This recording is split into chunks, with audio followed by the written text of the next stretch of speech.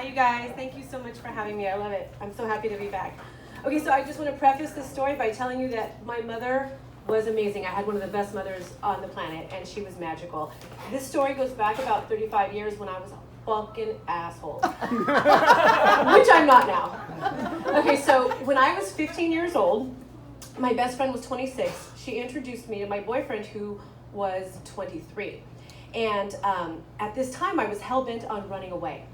Now, this wasn't my first rodeo. So I had ran away so many times and been hauled back. Like, how dare my mother for loving me, right? So I was like, not gonna get caught. So my big plan was that I was gonna fake my death. So how was I gonna do that? I was gonna use the teenage rumor mill and start a rumor that I had died. So my name's Giovanna, as we just mentioned. I did not use my real name for like 6 or 7 years. So everybody at school knew me by Jasmine. So I had a friend tell another friend that I had died in a car accident. So the rumor went around and everybody thought I was dead. So the thing is, if you're gonna run away, maybe leave the city that you live in, right? So I got as far as Lakewood. And I took a job as a nanny. So one of the things that I was running away from at the time, though, was that, God bless my mother, she was a single parent. And so I took care of my little sister. So naturally I fell into a nanny gig. I did a live-in nanny gig. I faked my age, I faked my references. I got in there and I was taking care of 2 kids in Lakewood. So the wife had a brother away at college, and he was coming to visit.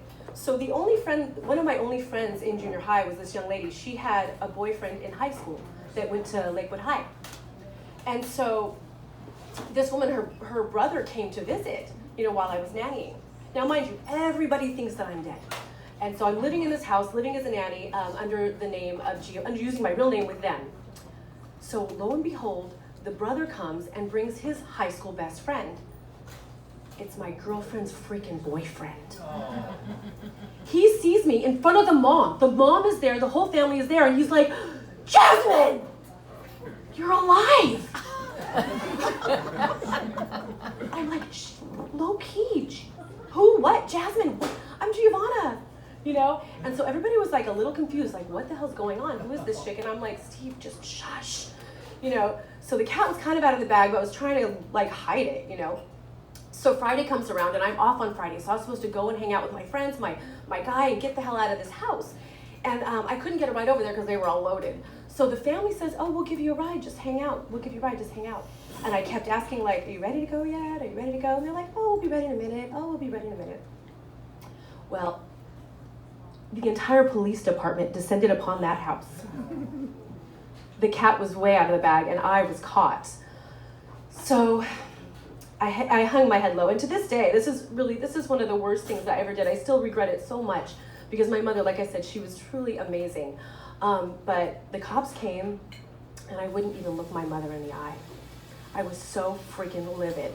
I was so filled with disdain and hatred and just how can you exist as this person and be totally different later? I'm happy to tell you that my mother lived long enough to have a really grateful, loving daughter. It was just so wonderful in the end.